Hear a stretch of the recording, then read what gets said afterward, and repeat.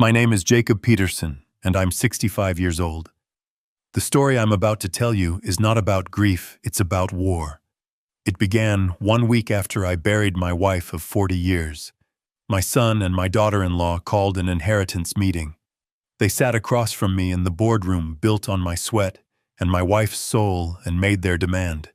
My daughter-in-law Brenda smiled a smile colder than a Chicago winter and said, "Now that the old woman is gone, you'll sign the company over to my husband and learn to fend for yourself." I smiled right back. Because what she didn't know was that my lawyer was about to walk in not with a will, but with a single sealed envelope. A document that would unravel a 40-year-old secret and burn her entire world to the ground. If you believe that loyalty is earned, not inherited, hit that like button and subscribe because you're going to want to see how this ends. The appearance of Kenji Ishikawa was like dropping a block of ice into a glass of whiskey. The room, already cold, became glacial. Brenda shot him a look, a flicker of irritation crossing her perfectly made-up face. She hadn't anticipated him. This was supposed to be her ambush, a swift, clean strike against a grieving old man. Her voice was laced with sarcasm. "Kenji, what a surprise. I wasn't aware this family meeting required legal counsel." I kept my own voice flat, devoid of emotion. "This isn't a family meeting, Brenda. You just made that clear. This is business, and Kenji is the company's lawyer." I paused, letting the words hang in the air. He's always present for important business meetings. Kenji gave a professional nod, but said nothing. He placed his leather briefcase beside his chair, but remained standing, a silent, imposing presence. He knew his role right now was to be a witness. My son Ryan shifted in his seat, looking deeply uncomfortable. "Dad, what Brenda meant was—" Brenda cut him off without a second glance. "What I mean is perfectly clear, Ryan. Don't complicate it." She turned her focus back to me, her smile gone, replaced by the predatory look of a corporate raider. "Jake, let's be practical. Carol is gone. The heart of this company is gone. People need stability. The board, the investors, the employees. They need to see a clear line of succession. Ryan has been the COO for 10 years. This is the next logical step. It's what Carol would have wanted. For the company she built to stay with her son. Her legacy. Her legacy. She dared to use that word. She dared to invoke Carol's name to justify her own naked greed. A hot surge of anger coiled in my gut, but I pushed it down. To get angry now was to lose. Carol had taught me that. "Never let them see you sweat," she used to say. "Let them see you think." I looked at Ryan, my son. "Is that what you think, Ryan? You think your mother would want me to hand over everything she and I bled for, just a week after her funeral?" He swallowed hard, his eyes darting away from mine. I'm just thinking about the stability of the company, Dad. People are worried. Mom, she always said family came first." Yes, Carol always said family came first. But her definition of family was built on loyalty, respect, and hard work, not on lazy entitlement disguised as birthright. I looked at the two of them sitting there in their expensive clothes in the mahogany-paneled boardroom that cost more than the house Carol and I first bought. And a memory hit me so hard it almost knocked the wind out of me. Carol and I 40 years ago on the floor of our tiny rented apartment, spreading bills out on the carpet, trying to figure out how to pay them all. I remembered the smell of truck grease that never seemed to wash off from under my fingernails after a 16-hour day driving the one beat-up rig we owned. We bought it with a second mortgage on a house we could barely afford. Ryan's hands. They've never held anything heavier than a 5-iron. I took a deep breath, pulling myself back to the present. "Why the rush, Brenda?" I asked the question quietly. It seemed to throw her. She was expecting an argument, a fight, not a simple logical question. "It isn't a rush," she snapped back a little too quickly. "It's being decisive. The market doesn't wait for grief, Jake. Our competitors will see your hesitation as a weakness. We need a strong leader at the helm, not someone who's distracted." She said that last word with a disgusting amount of fake pity. Distracted? I raised an eyebrow. I was burying my wife. That's not a distraction, Brenda. It's called being human. You should try it sometime. The tension in the room crackled. Ryan looked like he wanted the floor to swallow him whole. Brenda's eyes narrowed. The mask was slipping. You know exactly what I mean. You're 65. You're tired. For the last few months while Carol was sick, you let things slide at the company. Everyone saw it. The performance reports don't lie. And there it was. Her trump card.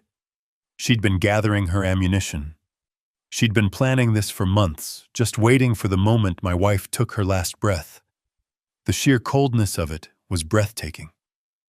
I stood up, planting my palms flat on the gleaming surface of the table. I could feel the weight of 40 years in that wood. I have given my entire life to this company. I said, my voice low, but carrying to every corner of the room. I was here when it was one truck and a dream. I was here when we landed our first major contract. I was here when we almost went bankrupt in 2008. And I was here holding the hand of the woman who built this with me during her final days. And I don't regret a single second of it. I locked my eyes on Brenda's. I'm not going anywhere. I am the CEO and chairman of the board of Peterson Freight. Ryan will remain the COO. That is final. I turned to my lawyer. Thank you for coming, Kenji. It was a dismissal. Kenji nodded and began to pack his briefcase. Brenda shot up from her chair, her face flushed with rage. You can't do this. The board. I cut her off. I own 51% of the voting shares, Brenda. I am the board. This meeting is over. A dead silence fell. Brenda stared at me, her eyes burning with a hatred so pure it was almost impressive.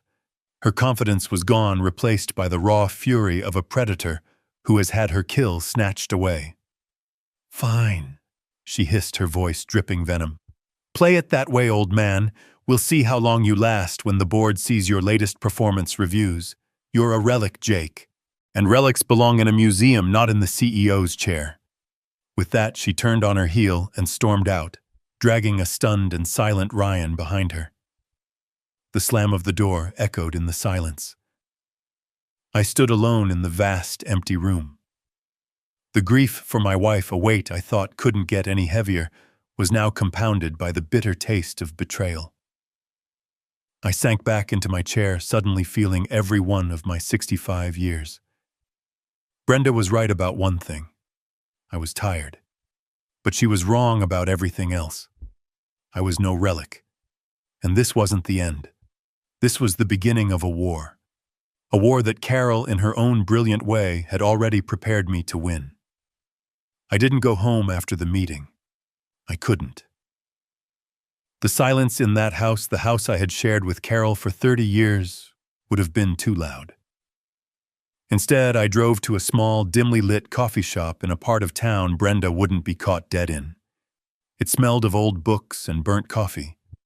It was perfect. Start with any vendors or consultants who've been hired without my direct approval. Any new accounts that were opened in the last 18 months. I want to know who they're talking to, who they're paying. I leaned back, the vinyl of the booth creaking under my weight. Brenda thinks I'm a relic. She thinks I'm too lost in my grief to see what she's doing. I want you to use that. Let her think I'm weak. While she's planning her coronation, I want you to build her gallows. Kenji simply nodded, writing it all down. He didn't ask why. He didn't ask if I was sure. 20 years as my lawyer, he knew how I operated. He knew that when I gave an order like this, it was because the war had already begun. As I watched him make his notes, my mind drifted. Carol's face appeared in my memory, as clear as if she were sitting right next to me. I remembered a conversation we had about a year ago, sitting on our back porch watching the sunset. I had just approved a new marketing initiative that Ryan and Brenda had pitched. I was proud of Ryan for taking the lead. But Carol had been quiet, a small, thoughtful frown on her face. "What is it, honey?" I had asked. She had looked at me, her eyes which could see right through anyone filled with a familiar worry. "It's Brenda," she had said softly. "I don't trust her, Jake." I had sighed. It was an old argument. "She's ambitious, Carol. That's a good thing. She pushes Ryan." Carol had shaken her head slowly. "No, it's more than ambition. She looks at Ryan and she doesn't see a husband. She sees a stock option. She looks at Peterson Freight and she doesn't see a family legacy. She sees a prize to be won." I had dismissed it at the time, told her she was being too harsh, that she was just being a protective mother. Now, sitting in that dingy coffee shop, her words echoed in my head with the force of a prophecy. She had seen it all. She had seen the vulture in Brenda long before I did. I had been blinded by my love for my son and my desire for a peaceful family. I see now she wasn't being harsh. She was being observant, and I had let her down by not listening. A wave of regret washed over me, so powerful it almost took my breath away. But regret wouldn't win this fight. Kenji looked up from his notebook, his expression serious. "I'll get started immediately, Jake. I'll be discreet. They won't see it coming." I gave him a grim nod. "Good," I said, my voice harder than I intended. "Make sure of it." This was for Carol. I would not let the woman who saw my son as a stock option inherit the empire my wife had helped me build. I would protect her legacy, even if it meant tearing my own family apart to do it. 3 days passed in a blur of forced normalcy.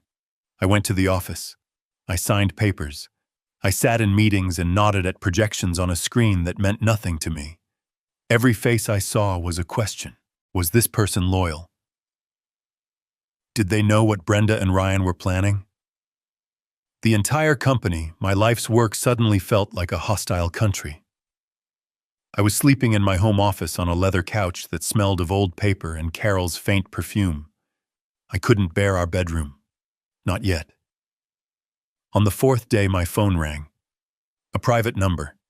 It was Kenji. His voice on the other end was stripped of all warmth, a flat, sterile instrument of fact. "Jake," he said, "I found something. It's bad." I sat up straight, my heart starting a slow, heavy drumbeat against my ribs. "How bad?" I asked, my own voice a low rasp. I heard the rustle of papers on his end. "It's a shell corporation. Registered in Delaware, of course. It's called B&R Consulting." B&R, Brenda and Ryan. The arrogance of it was like a slap in the face. They didn't even try to be clever. They were so sure I was a spent force, a sleeping lion they could rob without fear. My hand tightened on the phone, the plastic groaning in protest. "Go on," I said through clenched teeth. Kenji laid it out with the cold precision of a surgeon dissecting a tumor. For the past 22 months, B&R Consulting had been submitting monthly invoices to Peterson Freight. The charges were for vague, intangible services: market trend analysis, supply chain optimization reports, logistical strategy advisement. Each invoice was for an amount just under the threshold that would require my personal signature, an amount that Ryan, as chief operating officer, could approve on his own. My own son. He was the key that opened the vault. Kenji continued. "The reports they supposedly provided are non-existent. I checked with the department heads. They've never heard of B&R Consulting. They never received any such analysis. These were ghost services, Jake. Just a pipeline to drain money from the company." I closed my eyes, a wave of nausea rolling through me. It wasn't just greed. This was a profound betrayal, a meticulous long-term deception. While I was taking Carol to chemotherapy appointments, while I was holding her hand as she slept, they were writing fake invoices. They were stealing from her. From us. "How much, Kenji?" I asked, my voice barely a whisper. I needed to know the number. I needed to know the exact price of their betrayal. There was a pause and I could hear him take a breath. "The total amount paid from Peterson Freight to B&R Consulting over the last 22 months He said each word a hammer blow is $812,450. The number hung in the air, obscene and monstrous. Over $800,000. A memory surfaced sharp and painful of Carol looking over a quarterly report about a year ago. She had a small frown on her face. "This consulting fee seems high, Jake," she had said, pointing to a line item. I had glanced at it, seen Ryan's signature, and dismissed it. "It's that new efficiency firm Ryan hired," I'd told her. "He says they're worth every penny." The shame of that moment burned in my throat now. She had seen it. Of course she had. She saw everything, and I hadn't listened. "Where did the money go?" I asked Kenji, my voice now cold as steel. The grief in my chest was beginning to crystallize into something harder, something sharper. "The B&R account is registered to a P.O. box," Kenji said. "But I traced the outflows. Large wire transfers. One was a down payment on a vacation home. A ski chalet in Aspen, Colorado. Another paid in full for a brand new Porsche 911. The car is registered in Brenda's name." Aspen. A Porsche. They weren't just stealing to build a nest egg. They were living a fantasy life on a foundation of lies funded by the company his mother had given her life to build. They were laughing at us. I stood up and walked to the window, looking out over the city lights of Chicago. "I want more, Kenji," I said, my voice dangerously quiet. "This is a good start. But I want everything. I want to know where every single dime went. I want the deed to the house, the title to the car, the credit card statements linked to the account. I want a timeline of every purchase they made with that stolen money. Get it all." "I'm already on it, Jake," he replied. "Consider it done." I hung up the phone and stood there for a long time, watching the city breathe below me. The grief was still there, a cold stone in my chest. But now it had a new companion. A cold, clear, and righteous anger. The rules of engagement had changed. This was no longer a boardroom dispute. This was a crime scene. And I was done being the victim. The $800,000 was a body blow, but it wasn't the knockout punch. It was ugly, a straightforward case of embezzlement. But it felt incomplete. It felt like a symptom of a deeper disease. Brenda was greedy, yes. Ryan was weak, yes. But Carol had been suspicious before the stealing had gotten this bad. I remembered her frown a year ago. She wasn't just worried about consulting fees. She was worried about something more fundamental. The money explained Brenda's motive, but it didn't explain Carol's deep, quiet fear in her final months. I needed to understand what Carol knew, and Kenji, with all his financial trackers, couldn't find that. There was only one person left who had been inside that room with us, someone who had seen the unfiltered truth of our family's final days. Maria Sanchez, Carol's private nurse. I drove to her house in Pilsen, a small, neat brick bungalow on a street lined with families. It was a world away from the cold glass and steel of my downtown office. I found her in her small, immaculate garden, tending to her roses.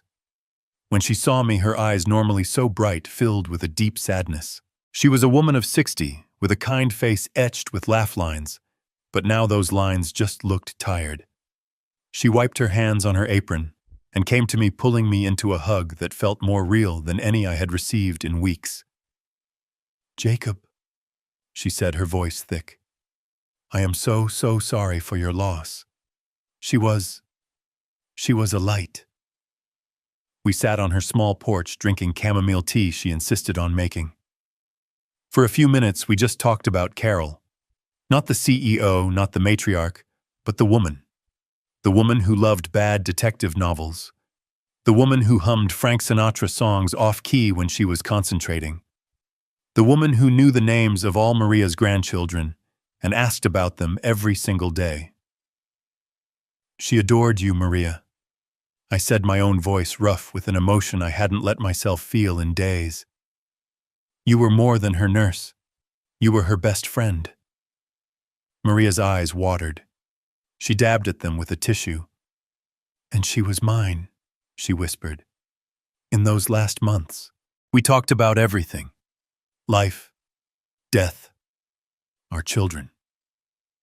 She looked up, her gaze suddenly sharp. She was so proud of you, Jacob. How you built everything from nothing. But she was worried. My heart quickened. This was it. Worried? I prompted gently, not wanting to scare her off. About what? Maria hesitated, twisting the tissue in her hands. She looked down at her lap. She made me promise not to say anything. She did not want to cause you more pain. You were already carrying so much. Maria, I leaned forward, my hands clasping on the table between us. Whatever it is, I need to know.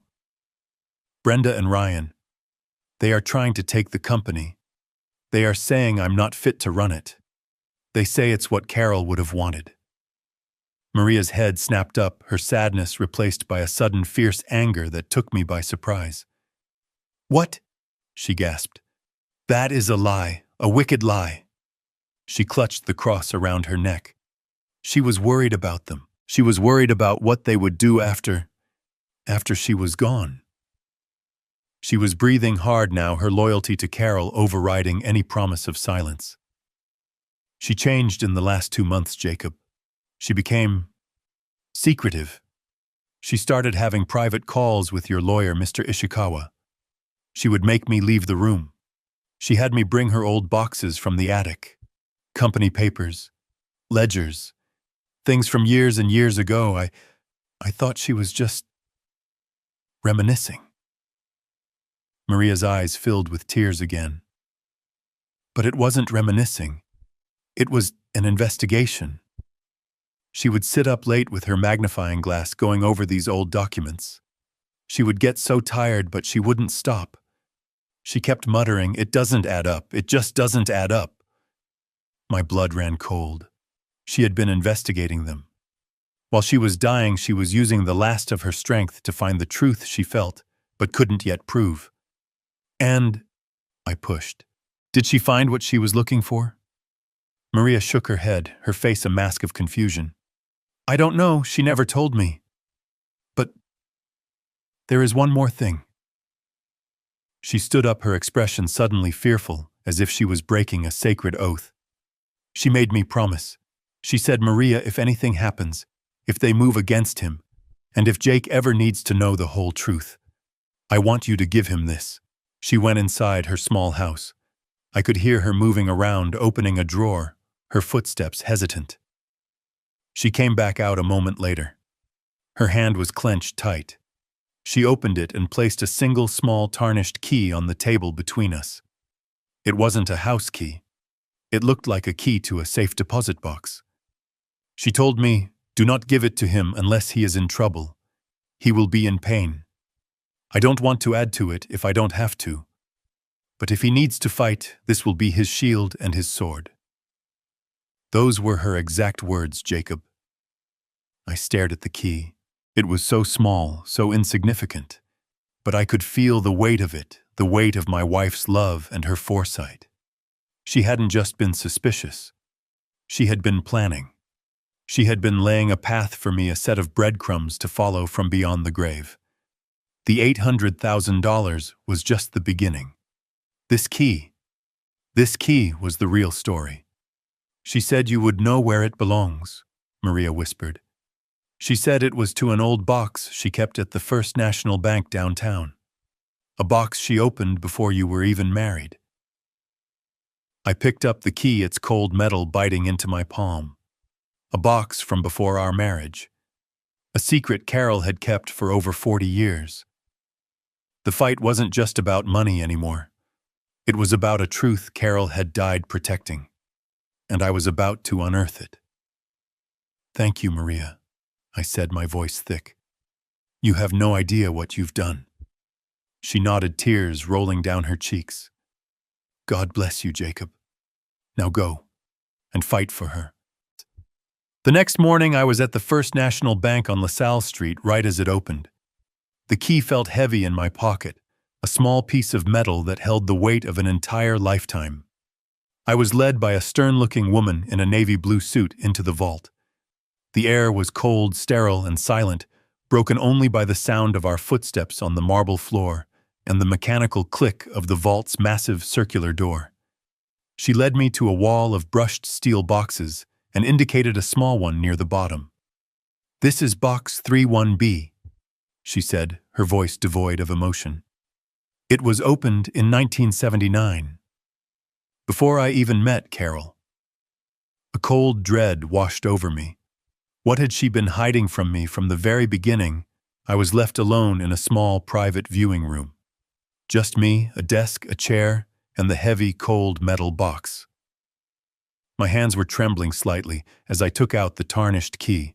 It fit perfectly. I inserted my own key from the bank, turned them both, and heard a satisfying heavy thunk. The lock was open. I pulled the long, narrow box out of its slot. It was heavier than I expected. I placed it on the desk and just stared at it for a moment. This was it. The sword and the shield. The whole truth that Carol was so afraid to burden me with. I lifted the lid. There was no velvet lining, no glittering jewels, no stacks of cash. It was just full of paper. Old yellowed paper that smelled of dust and time. My eyes scanned the contents, my heart hammering in my chest. At the top was a small, faded photograph of a young Carol, one I had never seen before, looking beautiful but impossibly sad. Beneath it, a bundle of letters tied with a faded silk ribbon. And under those two official-looking documents. I picked up the first one. It was a birth certificate. My breath hitched. The name on it was Ryan Peterson. My son. I ran my finger down the lines past his date of birth to the space for the parents' names. Father Jacob Peterson. And then I looked at the line for mother. The name written there in crisp typed ink was not Carol. It was a name from a life I had buried 45 years ago. A name I never ever thought I would see again. My blood turned to ice. It didn't make sense. And then I saw the second document. It was a set of adoption papers, dated 6 months later, legally transferring all parental rights of the child Ryan Peterson to one Carol Chenoweth. At the very bottom of the box, almost hidden, was a small leather-bound diary. I recognized Carol's handwriting on the first page, but it was the looping, hopeful script of a young woman I had just started to fall in love with. The fraud, the $800,000. All of it evaporated from my mind. This was the real secret. And I was about to read it in her own words. My hands were shaking. I opened the small leather-bound book. The first page was dated April 10th, 1983, just 2 months before we were supposed to get married. Her handwriting was the looping, hopeful script of the woman I was falling in love with. I started to read, and my world tilted on its axis. "I found out today," she wrote. "Jake, my Jake, the man I am going to build my life with, had a moment of weakness, a mistake, a stupid, drunken mistake 9 months ago that I could have forgiven. I could have screamed and cried, and we would have moved past it. But it's not just a mistake anymore. That mistake has a name. His name is Ryan. He has a child. With a woman from his past, a woman he swore meant nothing, a woman who showed up on his doorstep today holding a baby." I had to stop my breath catching in my throat. I remembered that day. The sheer animal panic. I had told Carol, but I hadn't told her everything. I had told her it was a lie, a shakedown. I had lied to her. I read on my shame a physical weight in my chest. He lied to me. The next entry read a few days later. The ink was darker, pressed harder into the page. He stood in our kitchen and lied to my face. He said she was desperate that the child wasn't his. But I saw his eyes. Jake is a terrible liar. I knew he was telling me what I wanted to hear, not what was true. So I did something I'm not proud of. I followed him. I followed him to a rundown apartment complex on the south side. I watched him hand her a wad of cash. And I saw her. The mother, she was broken, thin with eyes so hollow they looked like holes in her face. And then I saw the baby, him. Just a tiny thing in a dirty blanket. He wasn't just a mistake. He was a person. A tiny, innocent person. He's my son. He's Jake's son. And he's being raised in a place with no hope. I haven't slept in 3 days. The lie is sitting between us at the dinner table. But it's not the lie that's keeping me awake. It's the baby's face. I can't get it out of my head. My vision blurred. I had to wipe my eyes. I never knew. I never knew she had done that. I thought I had handled it, paid the woman off, and that she had disappeared. I was a fool. A young, arrogant fool. The next entry was a week later. I confronted him today. I told him I knew. I told him I knew Ryan was his son. I have never seen a man break like that. He fell apart right in front of me. He confessed everything. The shame, the stupidity, the fear. He was terrified of losing me. And in that moment, seeing him so broken, my anger just evaporated. It didn't disappear, it just changed. It turned into a terrible, heavy sadness. Because I had a choice to make. A choice that would define the rest of my life. I could leave. I could walk away from this man I loved, this man who had betrayed me, and I would be justified. Everyone would say I did the right thing. Or I could stay. I could forgive an unforgivable act. I could raise another woman's child as my own. I went to see her again, the mother. Without Jake. I went and I talked to her. She doesn't want him. Not really. She wants money. She wants a different life. She looked at this beautiful baby boy, and all she saw was a millstone around her neck. And in that moment I knew. He wasn't her son, he was mine. Today I made my choice. I sat Jake down. I told him my terms. We will adopt the child. We will pay the mother, and she will sign away her rights, and she will disappear forever. And Ryan will be our son. My son. We will raise him and love him and give him the life he deserves. But there is one condition. My one unbreakable condition. He will never ever know the truth. He will never know he is the product of my husband's greatest shame. He will only know that he is my son and that I love him. I am not doing this for Jake. I am not doing this for me. I am doing this for the boy. I am building our family on a foundation of forgiveness. I will make this our strength, not our weakness. I will love this child so fiercely that the lie becomes the truth. He will be my son. The pages that followed were a blur of legal meetings, adoption papers, and then joy. Entries about his first steps, his first word. Mama. She had circled it, underlining it 3 times. The diary was full of her love for him. A love so pure, so absolute, that I had never for 1 second in 40 years doubted it. She hadn't just adopted him. She had claimed him with a love more powerful than blood. I read for an hour, my hands tracing her script. Near the end, there was an entry from just 5 years ago after Ryan and Brenda's wedding. Brenda, I don't know about this girl. There is something hard about her, something calculating. I see the way she looks at Ryan, not with love, but with ambition. Like he's a stepping stone. It worries me. He is a good boy, my boy, but he is soft.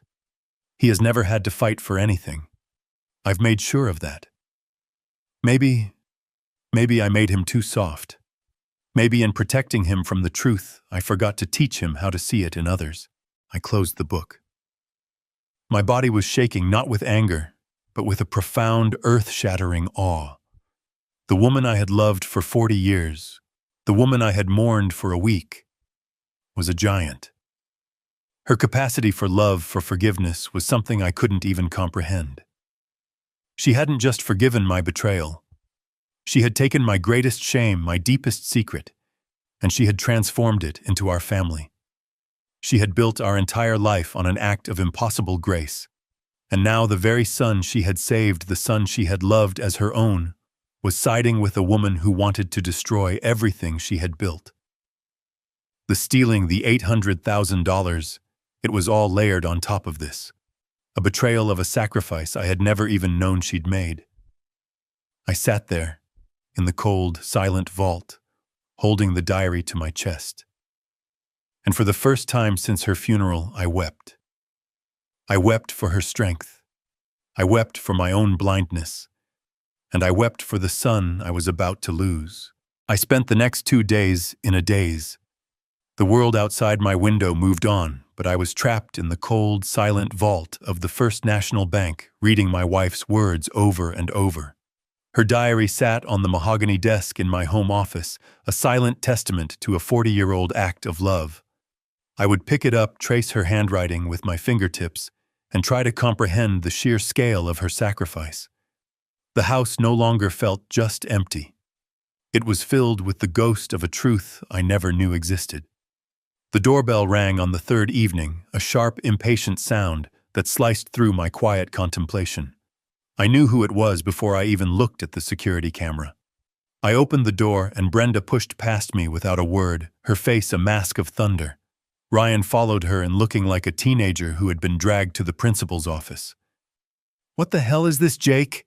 Brenda began spinning around to face me in the foyer. She didn't even bother with a greeting. My corporate American Express was declined. At Nordstrom. Rome, do you have any idea how humiliating that is? Ryan, looking miserable, chimed in. Dad, some of my accounts are frozen too. Kenji's office sent a memo. We can't approve the new fleet purchase. We can't even approve payroll for the West Coast Logistics Department. What is going on? Brenda sneered, taking a step closer. This is your little game, isn't it? You lost in the boardroom, so now you're going to burn the whole company down out of pure spite. Is this your grand plan, to drive Peterson Freight into the ground just so we can't have it? Carol would be disgusted by what you're doing to her memory. I just looked at them. I listened to her shrill accusations and I felt nothing. The anger I should have felt, the rage at her audacity, simply wasn't there. It had been burned away by the truth in that diary, replaced by a profound, weary sadness. I saw them not as villains, but as children. Ignorant children playing with matches in a house soaked in gasoline.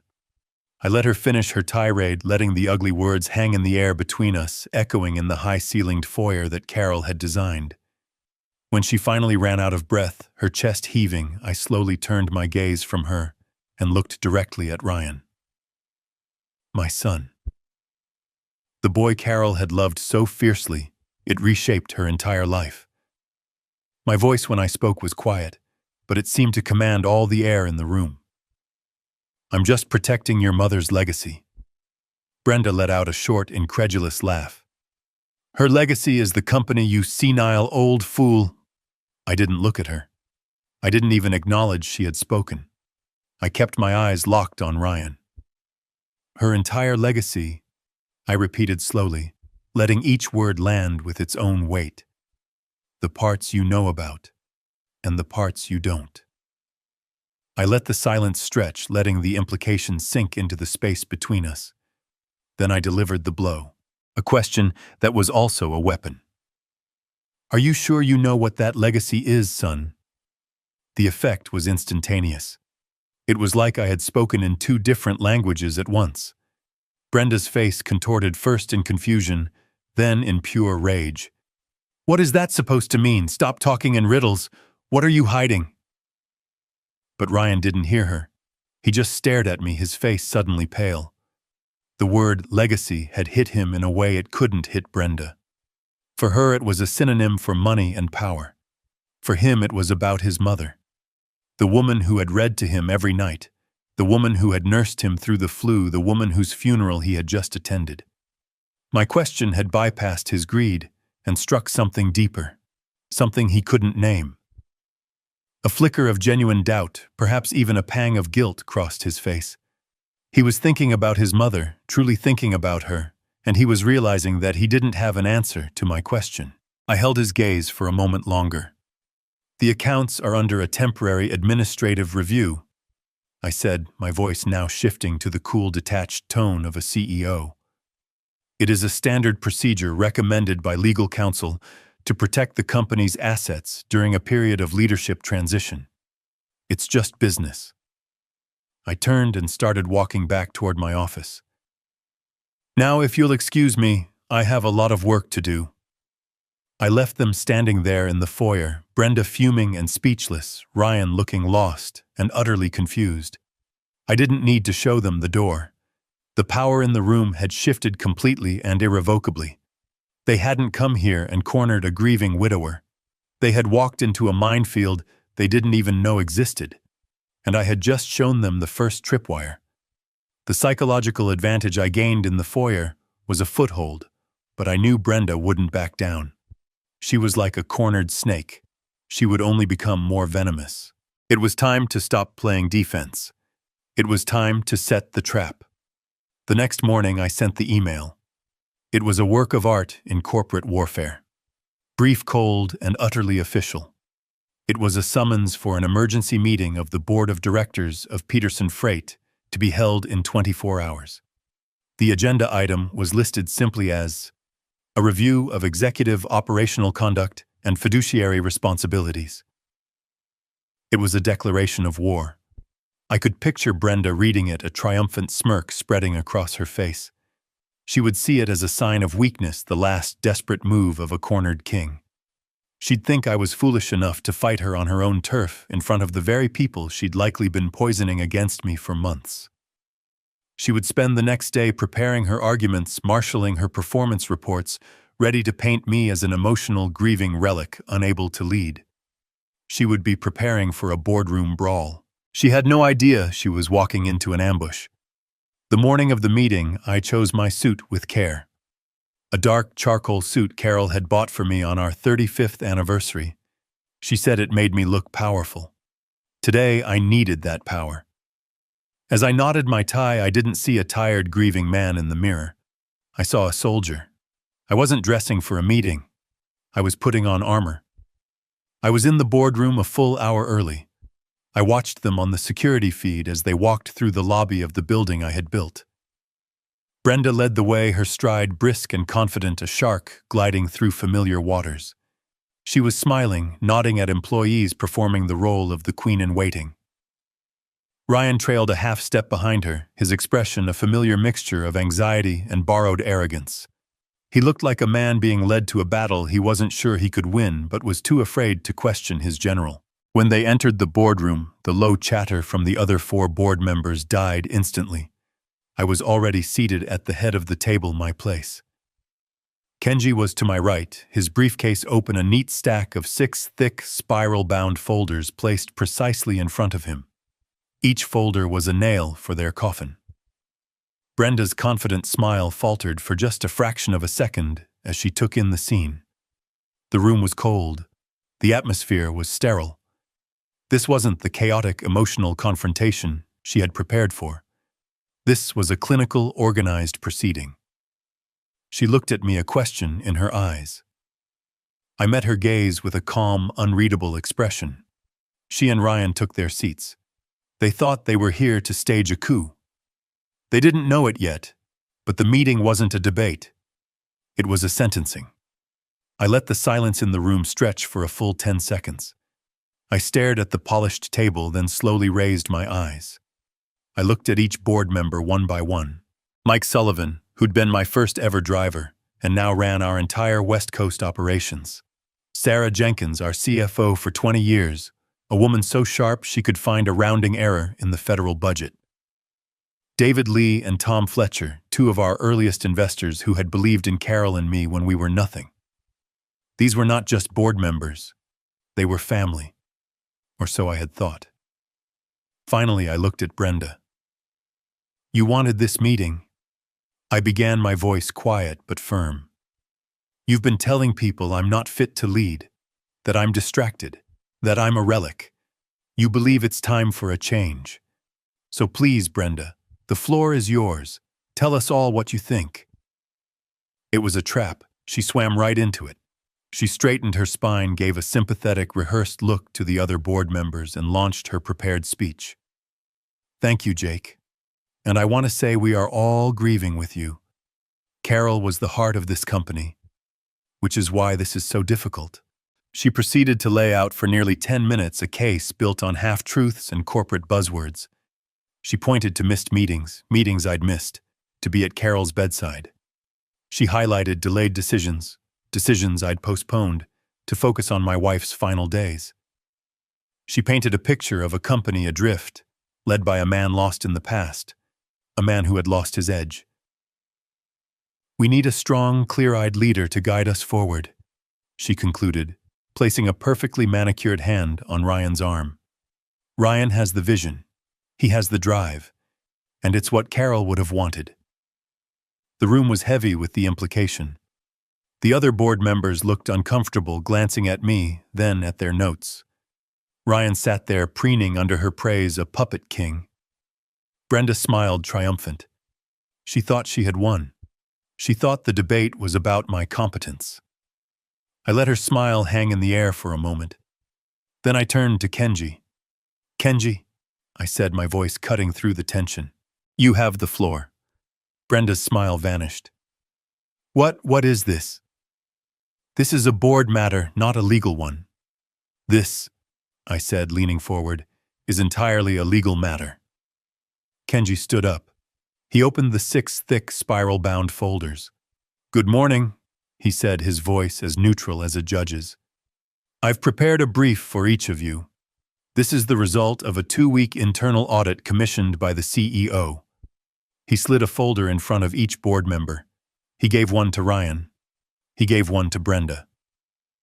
If you'll please turn to page 1, and I would also direct your attention to the main screen. The projector flickered on. The first image was a simple logo, a stylized B and R intertwined. Below it the words B&R Consulting LLC. Brenda's face went rigid. It was a fractional change, a tightening around her eyes, but I saw it. Ryan, however, went visibly pale. He looked at the screen, then at the folder, then at me, his eyes wide with a dawning animal panic. B&R Consulting, Kenji began, is a limited liability corporation registered in Delaware 22 months ago. He clicked to the next slide. It was the registration document. The registered agents and sole proprietors, he continued, are Brenda Peterson and Ryan Peterson. Sarah Jenkins, our CFO, let out a small, sharp breath. Kenji, what is this? Please turn to page 3, Kenji said, his voice unwavering. What you are looking at is the first of 22 invoices submitted by B&R Consulting to Peterson Freight. The screen filled with an invoice for $45,000. The service rendered logistical strategy advisement. As you'll note, Kenji said, the amount is just under the $50,000 threshold that requires a sign-off from the CEO, an amount that can be approved solely by the COO. He clicked. The next invoice, $42,000. Market trend analysis. Click. $48,000. Supply chain optimization report. Click. Click. Click. For 5 solid minutes, Kenji clicked through invoice after invoice, all for vague, intangible services, all signed and approved with Ryan's digital signature. Mr. Sullivan, Kenji said, looking at Mike, our head of operations. Did you ever receive a supply chain optimization report from B&R Consulting? Mike shook his head, his face turning a dangerous shade of red. Never heard of them, he growled. Mrs. Jenkins, Kenji turned to our CFO. Did our marketing department receive any market trend analysis from this entity? Sarah was already flipping through her own copy of the report, her face pale. No, she said, her voice shaking with rage. This is fraud. But where did the money go? Tom Fletcher, one of the investors, asked. Please turn to section 4, Kenji said. The money trail. This was it. The kill shot. Kenji projected a bank statement from B&R Consulting. It showed the inflows from Peterson Freight, and then the outflows. Exhibit A, Kenji said. A wire transfer for $250,000 dated March 12th of this year. He clicked. The next slide was a property deed. That transfer was a down payment on this. A 5-bedroom ski chalet in Aspen, Colorado. The property is deeded solely in the name of Brenda Peterson. Brenda shot to her feet. This is an outrage. That was a legitimate real estate investment. This is private financial information. It was purchased with stolen company funds, Kenji stated flatly, not raising his voice, which makes it company business. He clicked again. Exhibit B, a wire transfer for $160,000 dated June 1st. The next slide, a vehicle registration. Payment in full for a 2023 Porsche 911. The vehicle is registered, also to Brenda Peterson. You son of a... Mike Sullivan started to rise, his fists clenched. I put a hand on his arm and he sank back into his chair, breathing like an angry bull. Brenda was losing it. Her face was flushed, her voice shrill. Those were performance bonuses, compensation for our consulting work. Ryan approved them. It's all perfectly legal. Was it legal, Mrs. Peterson? Kenji asked, his voice suddenly sharp. When you used the funds to pay off over $75,000 in personal credit card debt. He clicked again. Amex statements. Neiman Marcus. Cartier. And finally, Exhibit C. The remaining balance of the B&R consulting account, $402,000, was transferred 2 days ago, the day after our last meeting, into this private high-yield savings account. He projected the account statement. Jointly owned. Ryan Peterson and Brenda Peterson. Kenji let the image hang on the screen. Then he put up the final slide. It was just a number in a large black font. $812,450. This is... David Lee, the investor, was speechless. He just stared at Ryan. Ryan had completely crumbled. He wasn't even looking at the screen. He was white as a sheet, his hands visibly trembling. He looked like a child. It was consulting, he stammered, his voice cracking. Brenda said it was... She said it was standard. A management fee. She handled all of it. You signed the approvals, Ryan. Sarah Jenkins hissed, her voice dripping with contempt. You signed every single one. Brenda, seeing her puppet fall apart, tried one last time. She pointed a shaking finger at me. He's doing this. He's twisting it. He's a vindictive old man, and he's trying to frame us because he's lost his mind. He's grieving. He's incompetent. All eyes turned to me. I had been silent for the entire presentation. I sat there letting her accusation hang in the air. I looked at the number on the screen. $800,000. I looked at my son, who couldn't even meet my eyes. Then I looked at her, my daughter-in-law, her face a grotesque mask of rage and panic. I leaned forward, my hands clasping on the table, and I spoke, my voice low, filled with a cold, clear sadness that was more terrifying than any shout. You are correct about one thing, Brenda. I was grieving. I paused, letting the room hold its breath. Kenji, can you please go back to the timeline of the invoices? Kenji clicked. The dates popped up. March, April, May, June, July. While my wife, I said, my voice dropping, was in a hospital bed learning she had weeks to live, you were writing invoices for market trend analysis. I pointed to the April transfer. While I was holding her hand, listening to her tell me she was scared. You were wiring a down payment for your house in Aspen. I pointed to the June invoice. And in the week we brought her home for hospice. The week I didn't sleep. The week I sat by her side and watched the strongest person I have ever known fade away. You were signing off on a check for your new Porsche. I stood up. The room was deathly silent. Even Brenda was speechless, her mouth half open, the blood draining from her face. I looked at Ryan. This, I said, my voice thick with a grief he couldn't possibly understand, is the legacy you were trying to protect. My words fell into a silence so profound, it was like a physical weight. Every person in that room was frozen. Mike Sullivan was staring at his own clenched fists on the table, his knuckles white. Sarah Jenkins had her hand over her mouth, her eyes filled with a mixture of pity and absolute disgust fixed on Ryan. David Lee and Tom Fletcher, the investors, just looked stunned, as if they couldn't process the sheer cold-blooded treachery. Brenda stood there, her mouth still half open, her face pale. The mask of the powerful executive was gone, replaced by the naked, ugly face of a common thief caught in the act. And Ryan, my son. He finally looked up at me, his eyes streaming with tears. He didn't look like a 40-year-old COO. He looked like he was 5, a little boy who had just broken his mother's favorite vase and knew he was in terrible, terrible trouble. "Dad," he whispered the word, a pathetic squeak. I didn't know. I didn't know about the dates. She handled everything. I just signed. Brenda, seeing him crumble, seemed to snap back to life. But her rage was gone, replaced by a desperate, frantic panic. She turned on him, her voice a venomous hiss. "You knew! You weak, pathetic fool, you knew! You loved the money, you loved the car I bought you! Don't you dare put this on me!" I didn't, he cried, covering his face with his hands, sobbing openly now. I thought it was just bonuses." It was a pathetic, disgusting spectacle. A husband and wife tearing each other apart to avoid the falling blade. I had seen enough.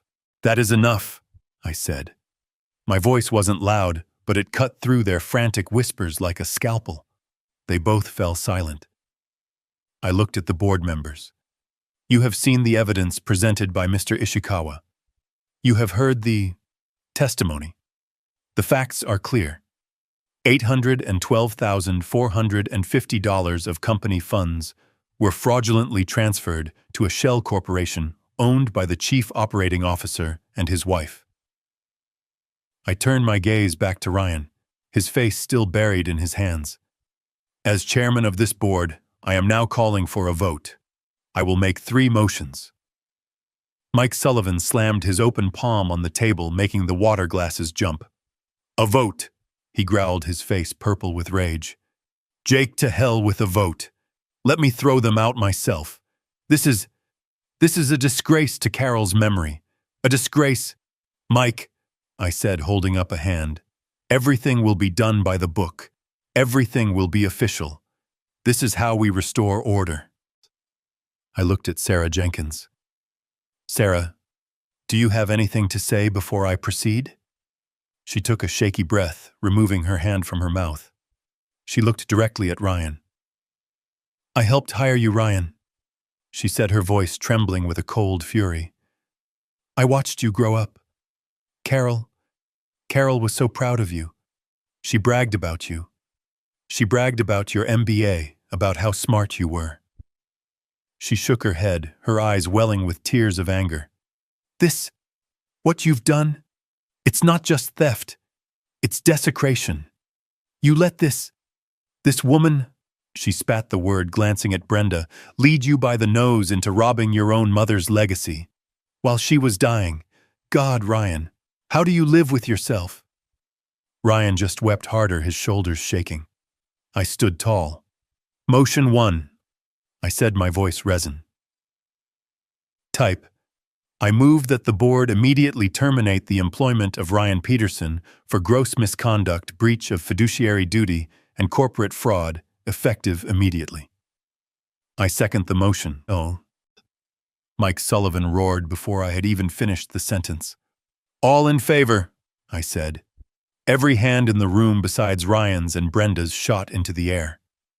"Opposed?" I asked into the silence. Brenda just stared at me, her eyes dead. "The motion passes unanimously. Ryan Peterson is no longer an employee of Peterson Freight." I didn't pause. Motion 2. I move that the board immediately and permanently bar Brenda Peterson from all Peterson Freight properties and that all her corporate accounts and access privileges be revoked effective immediately. Second, said Sarah Jenkins, her voice like ice. All in favor. Again, every hand went up. The motion passes unanimously. Brenda looked like she had been struck. She understood what I was doing. This wasn't just a firing. This was an excommunication. Finally, I said. Motion 3. I move that the board authorize our legal counsel, Mr. Kenji Ishikawa, to pursue all available civil and criminal charges against Ryan Peterson and Brenda Peterson to recover the $812,450 plus damages and to cooperate fully with the district attorney's office in their inevitable prosecution. I second it, said Tom Fletcher, the investor, his face grim. All in favor. Every hand went up.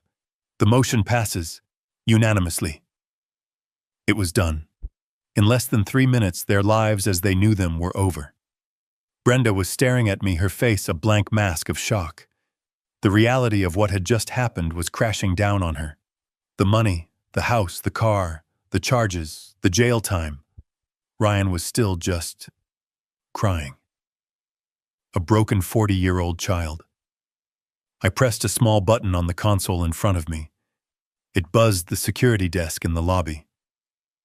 Kenji, I said, please hand over the evidence binders to the security officers when they arrive. They will escort Mr. Peterson and Mrs. Peterson from the building. The door opened, and 2 uniformed security officers stepped inside. They were large men, and their presence suddenly made the room feel very small, very real.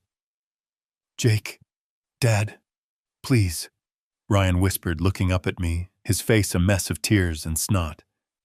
Please don't do this. I'm sorry. I'm so sorry. I looked at him. My son. The boy Carol had saved. The boy I had raised. And I felt a vast, empty ocean of pity and disgust. Sorry doesn't bring back the money, Ryan. I said, my voice flat. And it damn sure doesn't honor your mother's memory.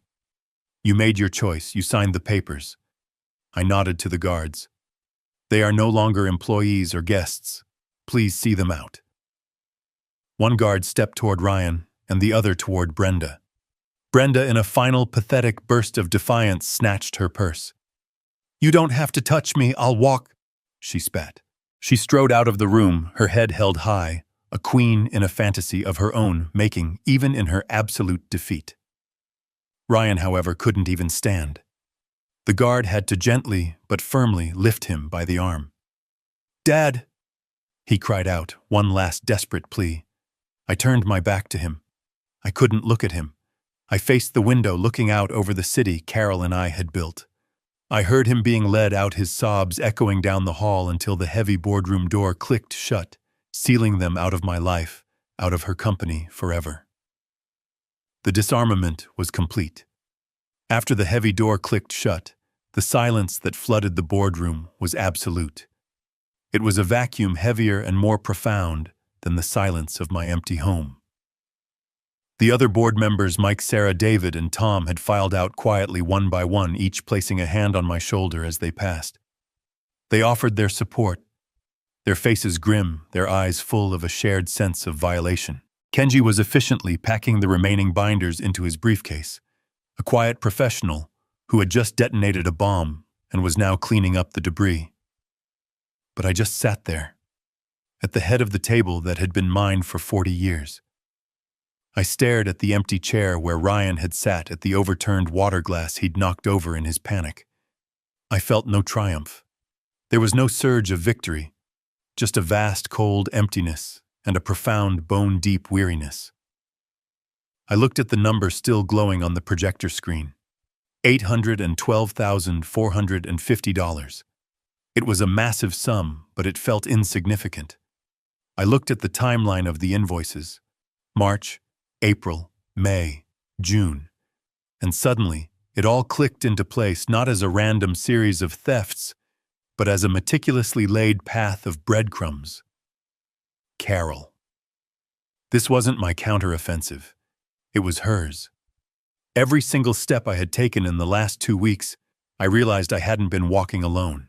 I had been following a map she had drawn for me, her strange, secretive calls to Kenji in her final months, her request for Maria to bring her old ledgers and company papers from the attic, her casual throwaway comment a year ago about the consulting fees being high, her warning to me, the one I had dismissed, that Brenda saw Ryan as a stock option. She had seen it. She had seen the rot long before I did. She knew she was dying. She knew I would be blinded by my grief. And she knew better than anyone that my love for Ryan was a weakness Brenda would exploit. So in the last precious months of her life, while her body was failing her, her mind, that brilliant, sharp, incredible mind, was working overtime. She wasn't just reminiscing over old papers. She was building a case. She was laying the groundwork. She was gathering the ammunition, putting it into a box, and leaving the key with Maria. She was preparing me for the war she knew was coming, a war I would have to fight without her. This audit the evidence Kenji found. He hadn't started from scratch. He was just following the map she had left behind. She had cleaned up my mess one last time. She had armed me from the grave. I looked at her empty chair next to mine and I finally understood. I wasn't avenging her. I was just finishing the job she had started. The call didn't come from me. It came from Kenji.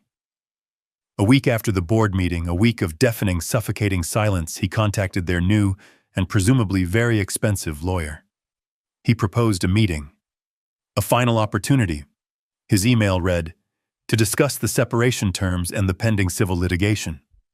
It was a perfectly baited trap, and I knew Brenda would swim right into it. I knew exactly how her mind worked. She was a transactional creature.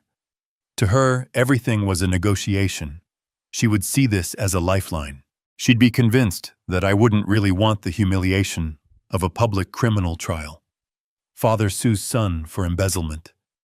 The headlines would be terrible for the Peterson Freight brand. She would think she was coming to barter. She would trade her silence for my mercy. She would try to leverage her marriage to Ryan, her status as the mother of my grandson, to avoid jail time, and maybe, just maybe, walk away with some kind of severance. She still thought this was about the $800,000. She still believed she had a card left to play. And Ryan would just be there, a hollowed-out shell dragged along by her desperate, frantic hope. Kenji's office was on the 50th floor, a glass box of steel and gray marble that overlooked the Chicago River. It was nothing like my warm, mahogany-paneled office. This place was cold, sterile, and impartial, the perfect, unforgiving setting for what was about to happen. I was already seated at the head of the long glass conference table when they were shown in. Kenji sat to my right, his posture as rigid as the skyline behind him. The door opened. They looked diminished. The week had not been kind. Brenda's usual designer power suit was replaced by something less sharp, something that looked store-bought. Her makeup was applied a little too thickly, a brittle mask of defiance painted over a base of pure animal panic. Ryan was worse. He looked like a ghost. He was unshaven, his eyes were red-rimmed and hollow, and he wouldn't look at me.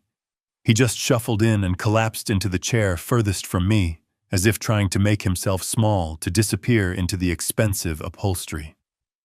Brenda, however, arched right up to the table and dropped her purse on it with a loud thwack. "All right, Jake," she said. Her voice was brittle, forcing a strength she clearly no longer possessed. "You've had your fun. You humiliated us. You've made your point. Are you finally ready to be reasonable?" She tried to muster a sneer. "What's the offer? We won't go to trial. We'll sign a non-disclosure. We'll figure out a payment plan for the money. What's it going to take to make this go away?" I just looked at her. I felt nothing. No anger, no hate. Just a deep, profound pity for her complete and total blindness. She was still trying to haggle over the price of a used car, not realizing she was standing on a gallows. "There is no offer, Mrs. Peterson," Kenji said, his voice cutting through her bluster. "This is not a negotiation." Brenda's forced confidence wavered. "Then what is this?" she snapped, her voice rising in pitch. One last chance to gloat. One final round of humiliation before you send your own son to prison. I finally spoke. My voice was quiet, but it seemed to suck all the air out of the room. This isn't about the money you stole, Brenda. That's a separate matter. A matter for the district attorney. I nodded to Kenji, who placed a single new blue-bound folder on the table. This is about the will. Her face, which had been a mask of false bravado, finally crumpled into genuine raw confusion. The will, Carol's will. It was simple. We heard it was simple. Everything went to you. I looked at her, and for the first time I think she saw the man I had become in the last 2 weeks. That, I said, is what you were meant to believe. Kenji, please begin. Kenji took a pair of simple black-framed reading glasses from his breast pocket. It was a deliberate, methodical gesture, the kind of small action that suddenly commands the entire room. He put them on. He opened the blue-bound folder. The sound of the thick, expensive paper turning was unnaturally loud in the pressurized silence of the office.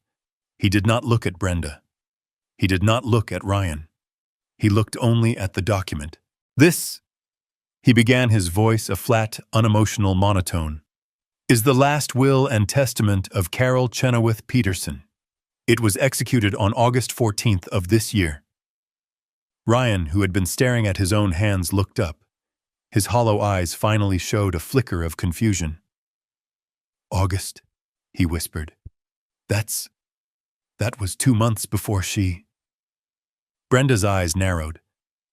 2 months, she repeated, her voice sharp. She signed a new will 2 months ago. I watched the gears turning in her head. She was recalculating. A new will signed while she was sick. She was probably thinking Carol had cut me out or given everything to charity in a fit of emotion. Her mind couldn't even conceive of the truth.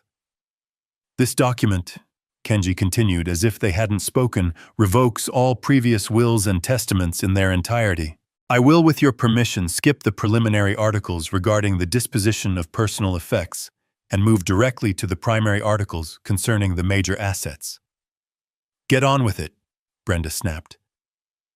Kenji turned a page. Article 3. All personal liquid assets, including, but not limited to, all bank accounts, money market accounts, and stock portfolios held solely in the name of Carol Chenoweth Peterson.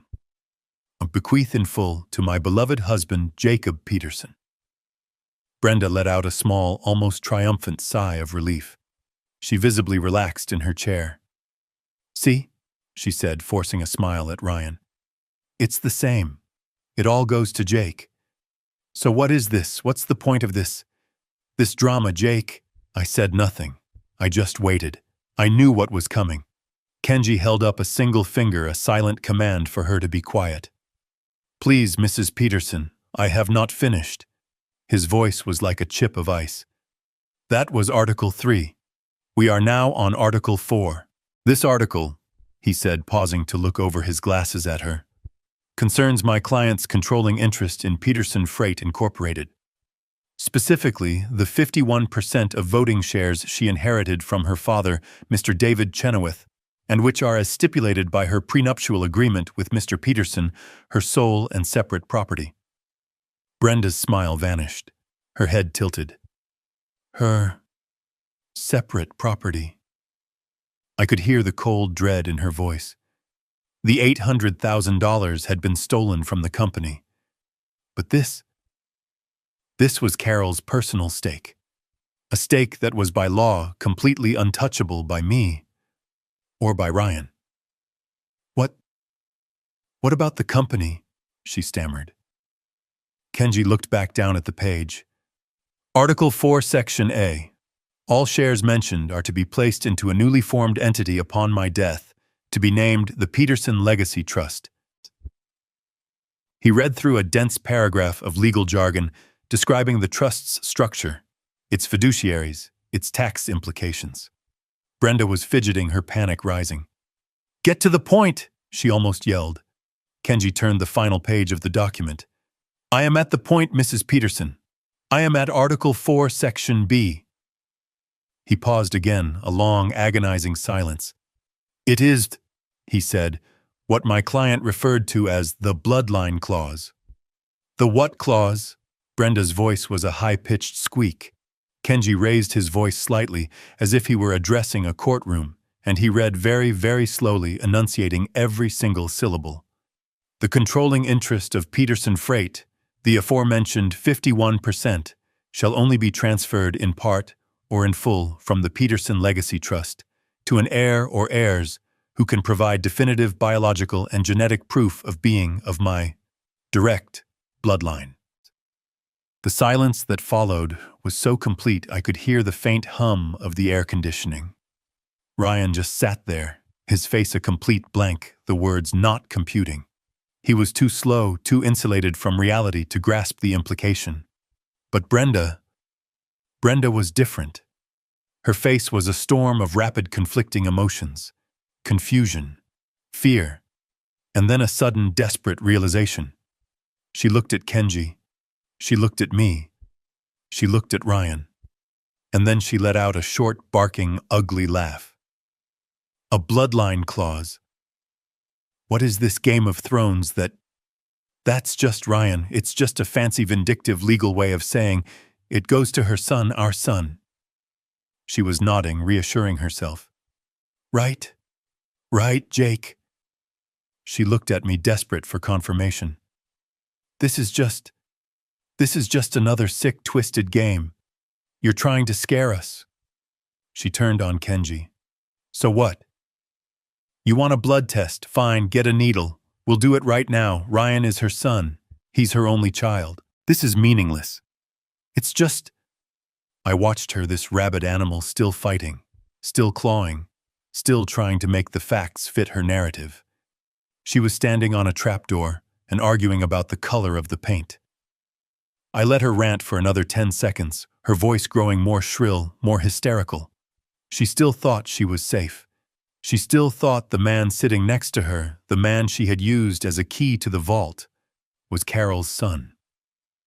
Kenji just waited, his expression unreadable. When she finally ran out of breath, her chest heaving, he spoke, his voice dangerously quiet. As you wish, Mrs. Peterson. He reached down to the briefcase by his feet.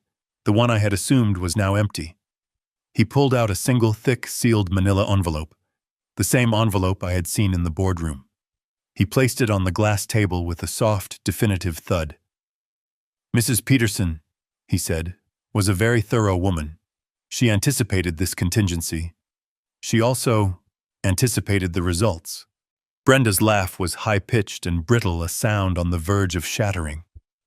Anticipated? What did she leave? A sworn statement? A lock of his baby hair? This is insane. Ryan is her son. Kenji's face remained an impassive mask. He didn't respond to her hysteria. He simply, and very deliberately, broke the seal on the manila envelope. He reached inside and pulled out a single folded document. A lab report. As I said, Kenji continued, his voice cutting cleanly through her rising panic. Mrs. Peterson was a very thorough woman.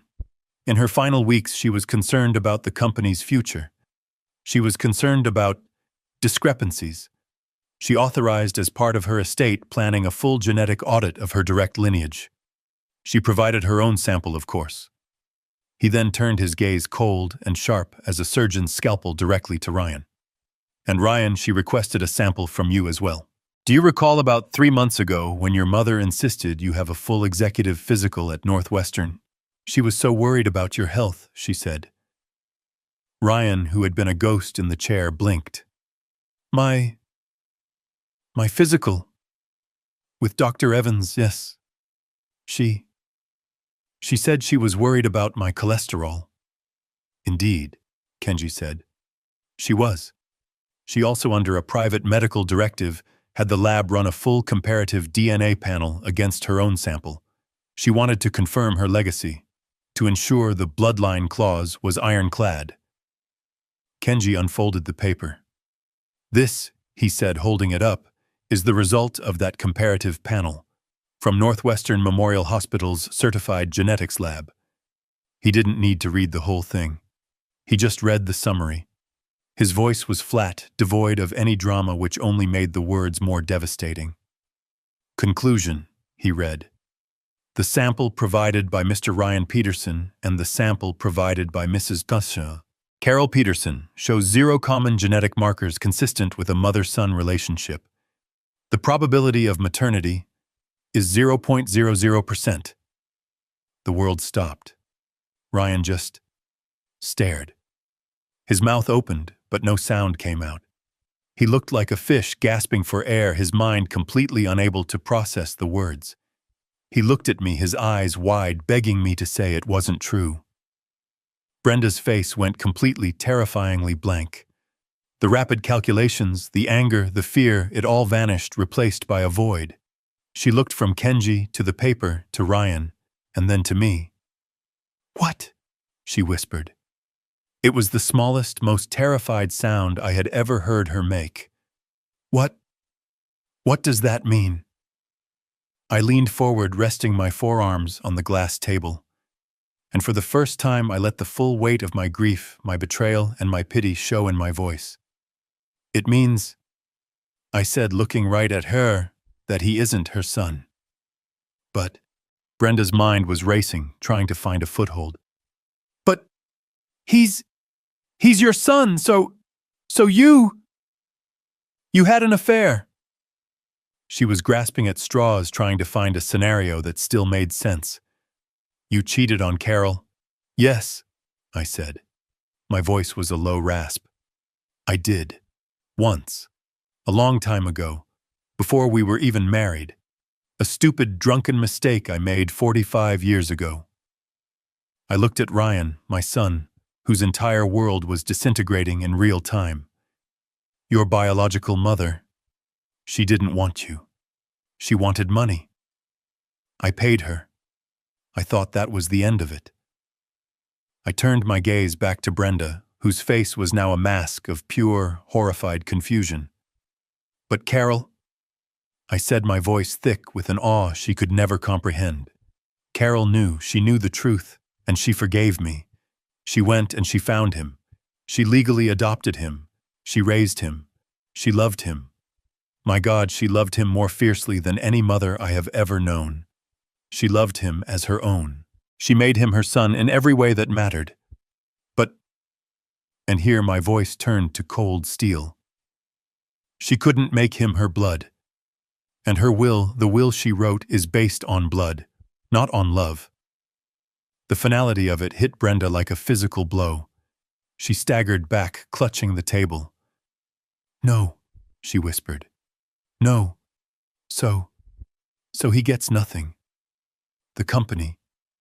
He gets nothing. He gets nothing from her trust," Kenji stated flatly. "Then who?" Brenda shrieked, her voice cracking into a hysterical scream. "Who gets it? If not Ryan, then who? Did she have another kid? A secret kid?" Her laugh was a raw, broken sound. "This is insane. There is no one else." I just looked at her. I looked at my broken son, who was rocking back and forth, whispering, "No, no, no," to himself. I had dreaded this moment. I had dreaded this pain. But Carol had known. She had planned for this too. She had known that the truth in all its devastating, cleansing power was the only way.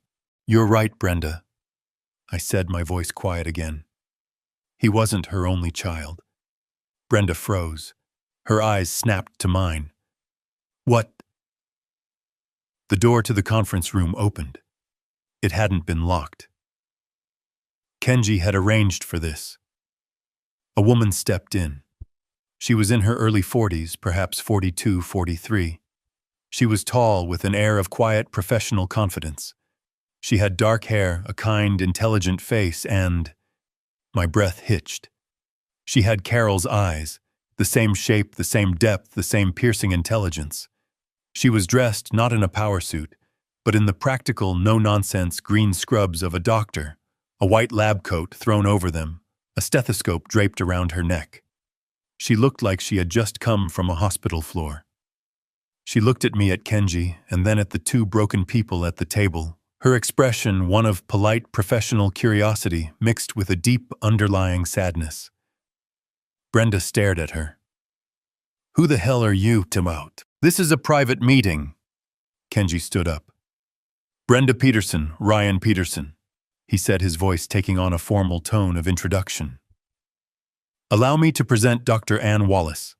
She is a double-board certified cardiothoracic surgeon currently on staff at the University of Pennsylvania Hospital in Philadelphia." He paused, letting the title settle in the air. Then he delivered the final killing blow.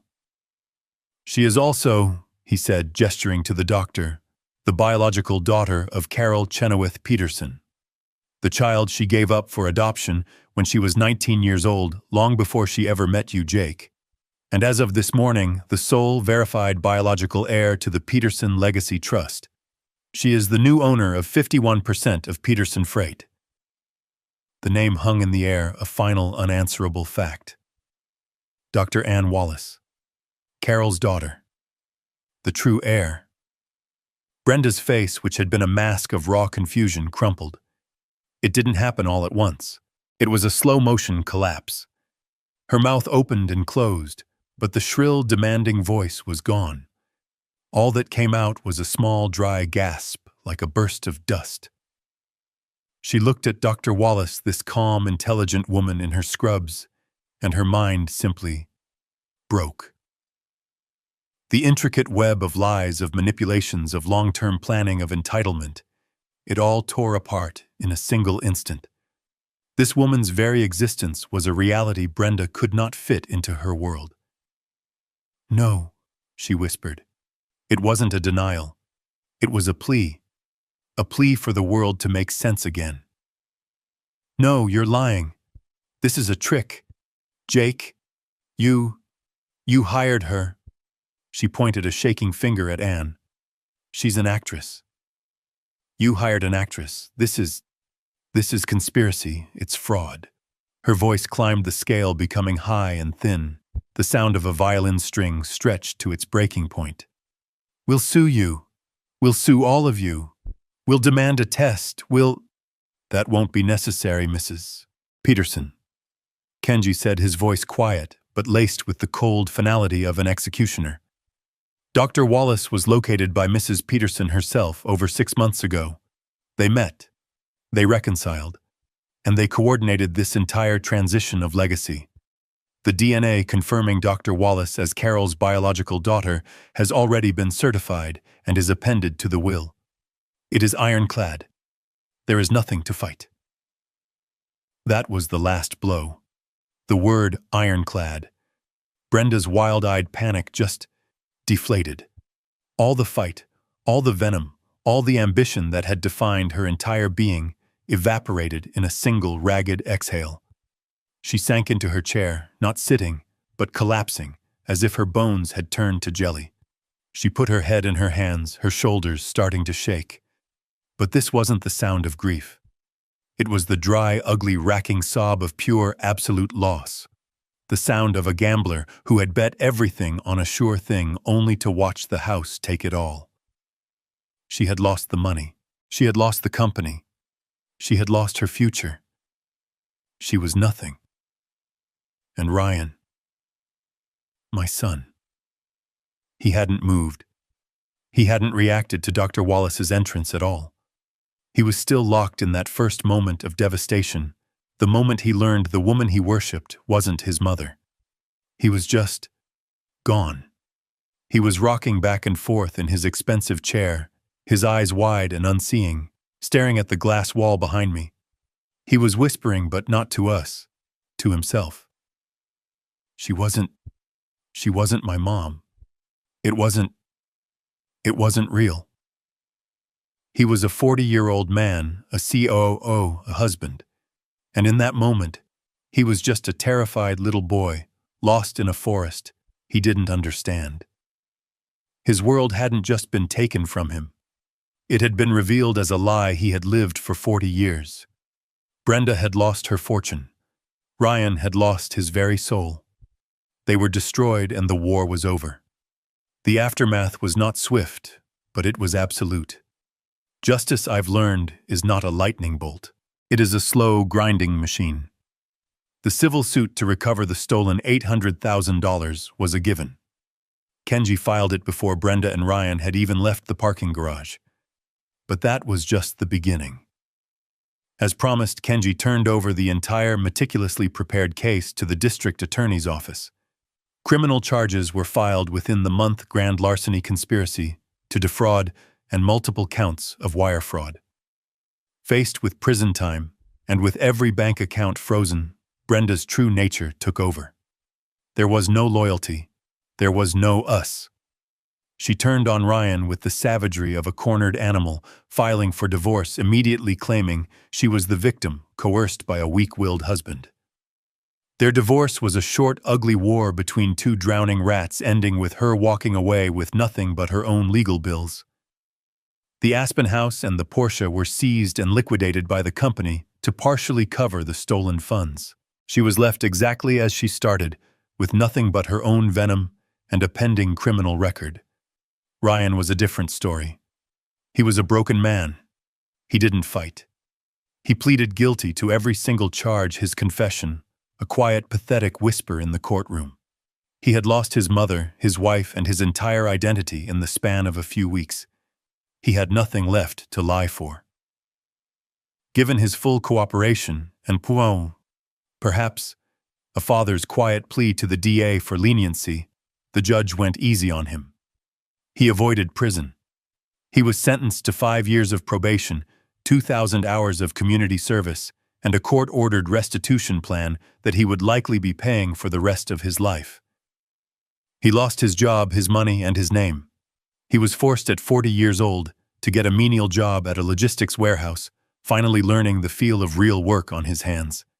It wasn't victory. It was just consequences. The board was satisfied. The cancer had been removed, and the company was safe. A few months passed. The Chicago winter had thawed into a cool, hopeful spring. I found myself walking the grounds of the Peterson Freight Depot, the rumble of trucks, a familiar, comforting sound. But I wasn't alone. Beside me walked Dr. Ann Wallace. She had flown in for the quarterly board meeting. We had been talking, hesitant at first, but now, more easily. We were two strangers bound by the ghost of a woman we had both loved in profoundly different ways. She would have been so proud of you, you know. I said, my voice a little rough. What you do, saving lives. Anne smiled a small, sad smile that was so much like Carol's it made my heart ache. She told me she was proud of you, Anne replied softly. She said you were the only man she'd ever met who had built an empire with his own hands and kept his soul. I had to stop a wave of emotion threatening to overwhelm me. Anne stopped with me, her gaze kind. She had no intention of running the company. Her work, her calling, was in Philadelphia. We had agreed with the board to hire a new professional CEO while she would serve as the new chairwoman, protecting her mother's legacy from afar. She was the smart one, I finally managed to say. She planned all this. She saved her company, and I think she saved me too. Anne looked up at the big blue Peterson Freight logo on the side of the warehouse. She saved all of us, Jake, she said. She gave us a chance to build something new, something based on truth. I looked at her, my daughter, this incredible woman I was just beginning to know. The grief was still there, a dull ache that would never fully go away. But for the first time in a long time, it wasn't the only thing I felt. I felt peace. I felt hope. Carol's legacy wasn't just in steel and concrete. It was right here standing next to me. And it was just beginning. This story teaches us a powerful lesson. A legacy built on deceit and entitlement is a house of cards destined to collapse. True strength isn't just in what you build, but in the wisdom to protect it. Carol's ultimate power wasn't only her incredible capacity for forgiveness, but her clear-eyed understanding that truth, no matter how painful, is the only foundation that endures. Greed and betrayal may have their moment, but they will always be unmasked by the cold, hard facts, proving that integrity is the only inheritance that truly matters. What do you think was Carol's most powerful move, her incredible act of forgiveness 40 years ago, or her final brilliant move in the will? Let me know your thoughts in the comments below. And if you believe that truth always finds a way, please like this video and subscribe for more stories just like this one.